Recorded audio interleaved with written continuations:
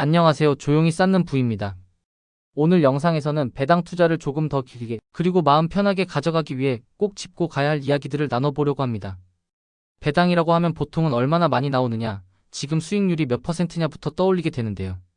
그런데 시간이 조금만 지나보면 배당 투자에서 진짜 중요한 건 숫자보다도 구조와 습관, 그리고 행동의 방식이라는 걸 느끼게 됩니다. 오늘 영상 끝까지 보시면 배당을 오래 가져가기 위해 어떤 기준으로 바라봐야 하는지, 그리고 배당 투자를 상품 선택이 아니라 시스템으로 만드는 방법에 대한 감각 하나를 가져가실 수 있을 거라고 생각합니다. 영상이 도움이 되신다면 구독 버튼 한번 눌러두시고 조용히 쌓는 부의 다음 투자 이야기들도 함께 해주세요. 이제 시작하겠습니다. 요즘 시장을 보면 한쪽에서는 성장주가 빠르게 움직이고 또 한쪽에서는 금리와 경기 이야기 때문에 배당 쪽으로 다시 눈을 돌리는 분들도 많아졌습니다. 특히 2024년, 2025년을 거치면서 배당 ETF나 월배당 상품을 처음 접한 분들도 꽤 늘었고요. 문제는 여기서부터입니다. 처음엔 현금이 들어오는 게 좋아서 시작했는데 막상 조정장이 오거나 배당이 줄어드는 순간 마음이 흔들리고 그때부터 이게 과연 내가 생각한 투자 방식이 맞는 건지 고민하게 되죠. 그래서 오늘은 배당을 오래 꾸준히 가져가려면 결국 무엇을 갖춰야 하는지 제가 생각하는 세 가지 큰 축을 중심으로 이야기해 보려고 합니다. 이미 알고 계신 내용도 있을 수 있지만 단순한 정보 정리가 아니라 실제로 투자에 어떻게 녹여낼 수 있을지에 초점을 맞춰서 풀어볼게요. 배당을 오래 가져가기 위해 가장 먼저 생각해야 할 건 현금 흐름이 얼마나 지속 가능한가입니다. 배당이 많이 나오느냐 보다 더 중요한 건 그 배당이 얼마나 오래 유지될 수 있느냐라는 점이죠. 처음 배당 투자를 시작할 때는 연 배당률 숫자에 눈이 많이 갑니다. 7%, 9%, 심지어 두 자릿수 배당을 보면 마음이 흔들리는 게 자연스럽습니다. 하지만 시간이 조금만 지나면 알게 됩니다. 배당률이 높다는 건 그만큼 기업이나 상품이 더 많은 부담을 안고 있다는 뜻일 수 있다는 걸요. 이익이 충분히 나지 않는데도 배당을 무리하게 유지하는 구조라면 경기 침체나 실적 부진이 오면 가장 먼저 흔들리는 게 배당입니다. 그래서 배당을 볼 때는 항상 이 질문을 같이 던져 보셔야 합니다. 이 배당은 어디에서 나오고 있는가? 기업이 실제로 벌어들이는 이익과 현금 흐름이 이 배당을 충분히 덮고 있는지, 아니면 빛이나 일시적인 요인으로 버티고 있는 건지 말이죠. 기업 기준으로 보면 자유현금 흐름이 안정적으로 나오는지, ETF 기준으로 보면 기초 자산들의 이익 구조와 배당 성향이 과도하지 않은지, 이런 부분을 한 번만 더 들여다봐도 장기 투자 난이도가 확 달라집니다. 또 하나 중요한 건 배당의 역사입니다. 과거에 배당을 어떻게 다뤄왔는지 보면 그 기업이나 상품의 성향이 꽤 명확하게 드러납니다. 경기가 좋을 때만 배당을 늘리고 조금만 힘들어지면 바로 줄여버리는 곳인지, 아니면 위기 국면에서도 최대한 유지하거나 천천히 조정해온 곳인지. 장기적으로 배당을 가져가고 싶다면 완벽한 배당 성장보다는 예측 가능한 배당 성향이 훨씬 중요합니다. 그래야 투자하는 사람 입장에서도 마음이 덜 흔들리고 계획을 세우기가 쉬워집니다. 두 번째로 중요한 건 분산과 구조 설계입니다. 배당 투자는 사실 한번 잘 고르는 것보다 어떻게 묶어두느냐가 훨씬 중요합니다. 개별 종목 하나, ETF 하나에 모든 걸 기대는 순간부터 리스크는 커지기 시작합니다.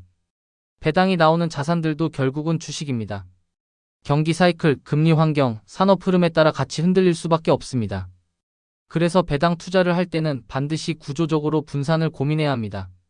가장 먼저 떠올려 볼 수 있는 건 섹터 분산입니다. 금융, 에너지, 리츠, 통신 같은 배당 섹터들은 각각 장단점이 뚜렷합니다. 금융은 금리 환경에 민감하고, 에너지는 원자재 사이클에 크게 흔들리고, 리츠는 금리와 부동산 환경에 영향을 많이 받습니다.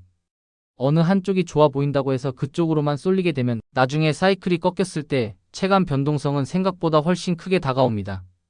그래서 배당 투자에서는 일부러라도 여러 섹터를 섞어두는 게 장기적으로 훨씬 편합니다. 여기에 더해 스타일 분산도 중요합니다. 고배당 위주의 자산과 배당 성장 위주의 자산을 함께 가져가는 구조입니다. 고배당 자산은 당장의 현금 흐름을 만들어주고, 배당 성장 자산은 시간이 지날수록 배당과 주가를 같이 키워주는 역할을 합니다. 이 두 가지를 적절히 섞어두면 시장 상황이 어떻든 한쪽이 다른 쪽을 어느 정도는 보완해주는 구조가 만들어집니다. 멘탈적으로도 훨씬 안정되고요.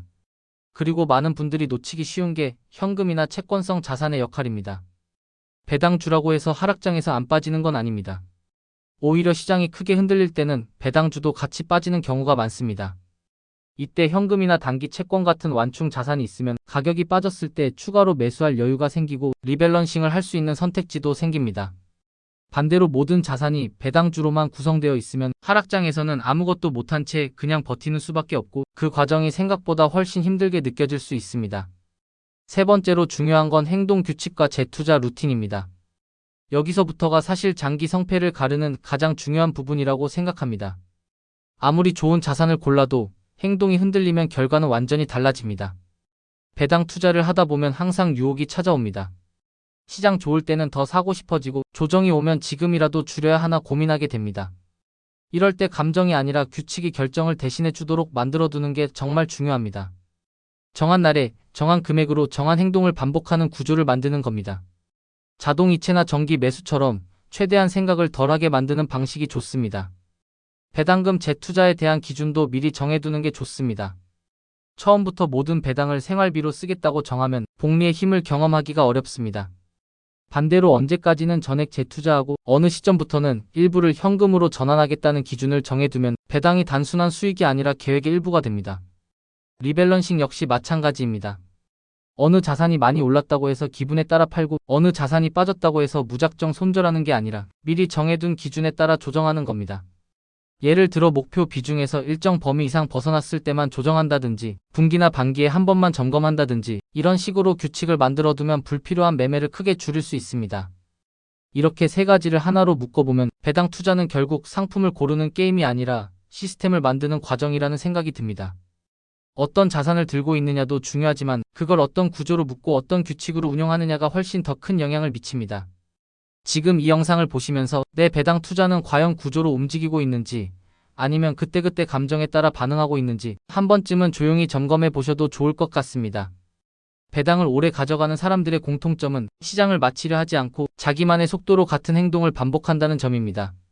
정한 날에 정한 금액을 정한 방식으로 투자하고 배당은 계획에 따라 재투자하거나 활용합니다.